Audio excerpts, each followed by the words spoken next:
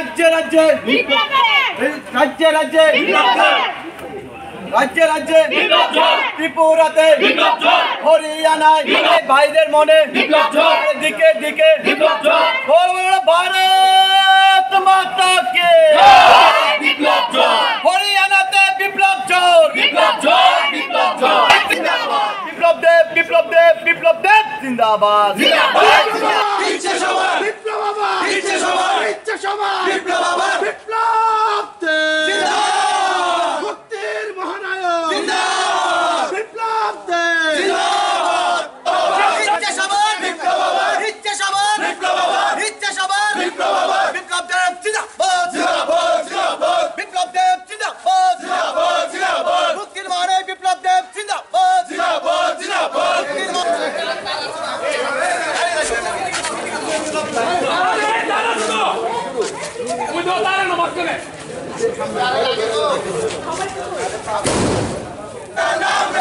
जब तक सूरज चांद रहेगा,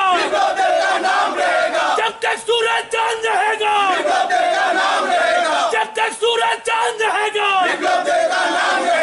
जब तक सूरज चांद रहेगा,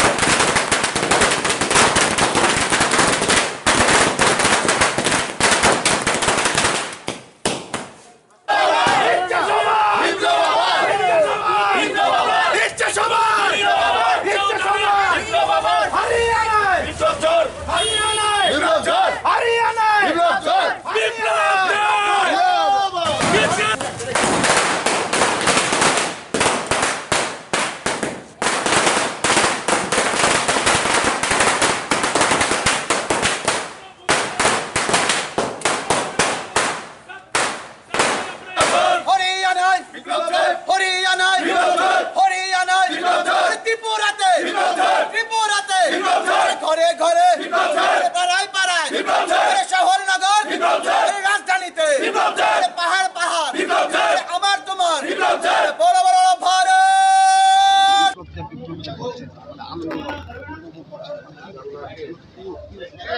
প্রথমে আমি সমগ্র রাজ্যবাসীকে শারদীয়ার অগ্রিম শুভেচ্ছা, শুভ সপ্তমীর অগ্রিম শুভেচ্ছা জানাচ্ছি।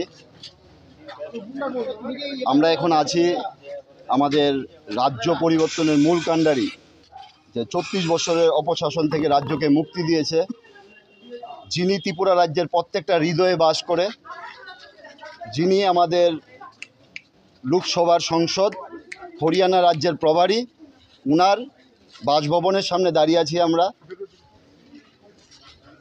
আমরা কিছুদিন আগে গিয়েছিলাম হরিয়ানাতে 4-5 জন।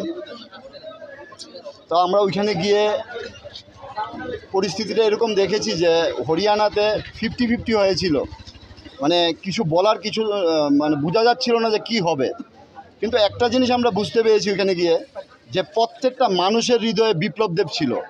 যেখানেই যেই গলিতে যেই গ্রামেই আমরা গিয়েছি, সবার একটাই কথা যে বিপ্লব দেব আমাদের প্রভারী, যে বিপ্লব দেব আছে তো আমাদের হরিয়ানার কোনো চিন্তা নেই।